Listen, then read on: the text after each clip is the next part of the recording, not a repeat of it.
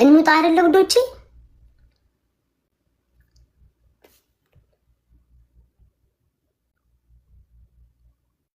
ከዛ ጀምሮ ከዚህ ሌላ ግንኙነት አድርግ ማርያምን። ኧረ በኢየሱስ እንደዚህስ እንኳን አትበኛ እንጂ ነው ይላል።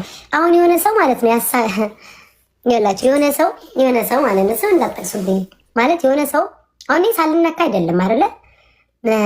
አፍንጫሽን ተሰርተሻል። አዎ ውዴ፣ አፍንጫዬን፣ አይኔን፣ ቂጤን፣ ጆሮዬን፣ ሙሙዬን ሁሉን ተሰርቸዋለሁ። ችግር አለ? አንቺ ሰውነትሽን አሳከከሽ፣ ጎረበጠሽ፣ ቆፈደደሽ፣ ምንሽ ተነካ? እኔ ሰውነት ላይ ለምን መቁረጥ አይደለም ለምን አላጋየው? ለምን ስፈልገው ሙሙዬን በቤንዚን አላቃጥለው? ምን አገባሽ? የሚመለከትሽ ነገር አለ? የቤትሽ ዕቃ ጎደለ፣ ሆድሽ ጎደለ፣ ባልሽ ፈታሽ፣ ልጆችሽ ራቁሽ፣ ምን አስጨነቀሽ?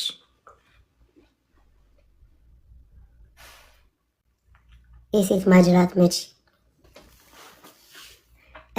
ምን ልላችሁ ነበር? አሃው የሆነ ሰው ልንገራችሁ፣ በጣም ይገርመኝ ማለት ነው። አንዳንዴ ጎደለ ይገርመኛል። የሆነ ሰው በውስጥ እየመጣ ማለት ነው ሪፖስት አድርግልኝ።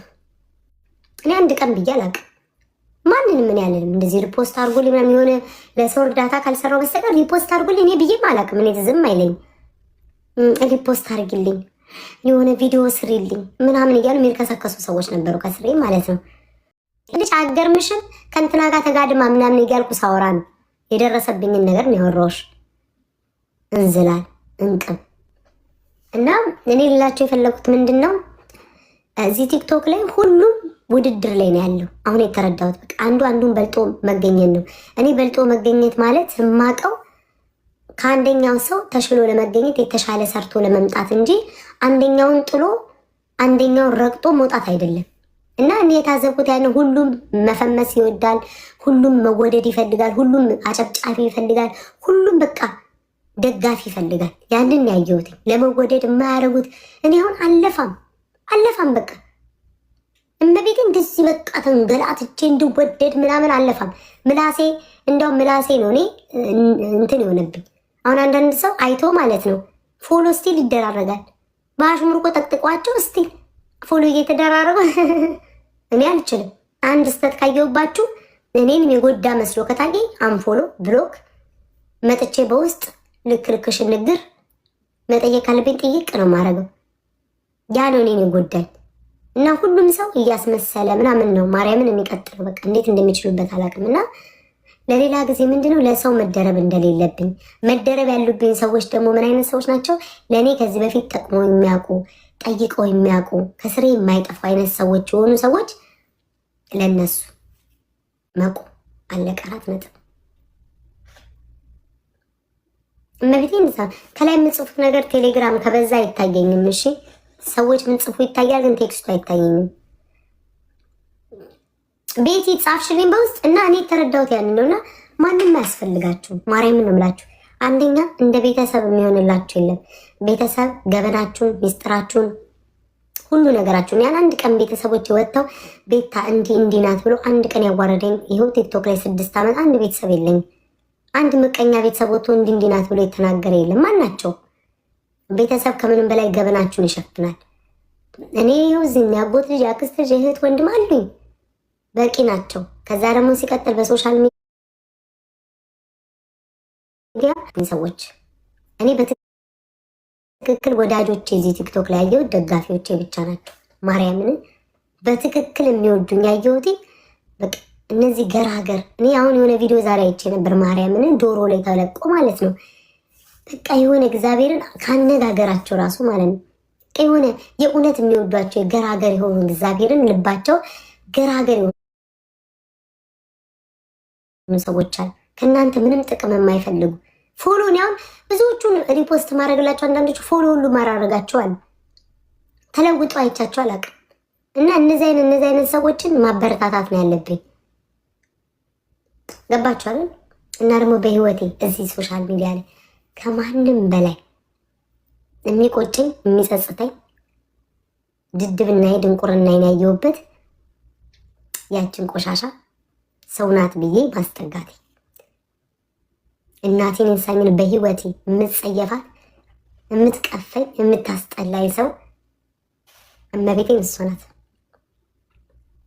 ሚሚዬ እስኪ ረፍት አድርጌ እናት አይነሽ ይፍሰስ። ለዴት ተመኘሽ ሌላንቺ አድርግልሽ። አይነሽን ያፈሰው መድኃኒዓለም ቁጭ በይ። መድኃኒዓለም አያፈሰውም፣ ግን ሚካኤል የረገጠው ሰይጣን አይነሽን ያፍስሰው። ለእኔ ተመኘሽልኝ በቃ ሳሮን። እግዚአብሔርን ጋይስ እግዚአብሔርን በህይወቴ ሪግሬት በቃ በህይወቴ የሚቆጭኝ በቃ በጣም ምጸየፈው ቢኖር እሷን ነው። እመቤቴን እምላችሁ አሁን እናንተ የምትጠብቁትኝ ፊንገር እንዳለች ናት፣ ሌሎቹ ነጭ ቅማል እንዳሉ ናቸው። ግን በጣም በጣም በጣም በጣም በስመ አብ ወልድ መንፈስ ቅዱስ፣ በስመ አብ ወልድ መንፈስ ቅዱስ።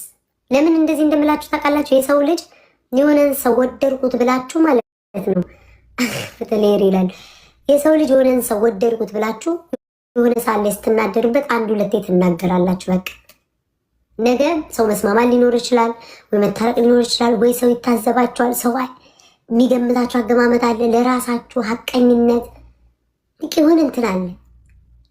ማርያምን ጋይስ እኔ በቃ እንዲህ አይነት ሰው ነው። እኔ ላሸሽ እኮ እያልኩ ነበር፣ ልራቅ እኮ እያልኩ ነበር። ኧረ ተይ ገራገር ነው ያ ሰው ምናምን እየተባልኩ ነው የተቀመጥኩት፣ ውስጤ ስለሚያውቀው ማለት ነው። እና በጣም የሰው ልጅ እንዴት የሰው ልጅ እንዴት ጋይስ ማርያምን እንዴት ወደድኩሽ እንደሚል ሰው በየቦታው እንዴ! አንዳንዴ እኮ እናንተ ስትነኩ እኮ ቢሰድባችሁ ያ ሰው ምንም ችግር የለውም።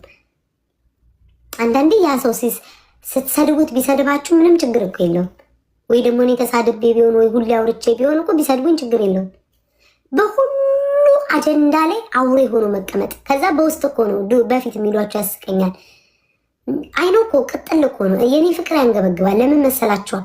የኔ ፍቅር ጌም በጣም ነው የሚያስቀኝ ማለት ነው። እንትና መክራኝ እኔ ነኝ ጌም ተጫወቱ የምል የነበረው፣ የቀጠሮ ጌም ያዙ የምለው እኔ ነኝ።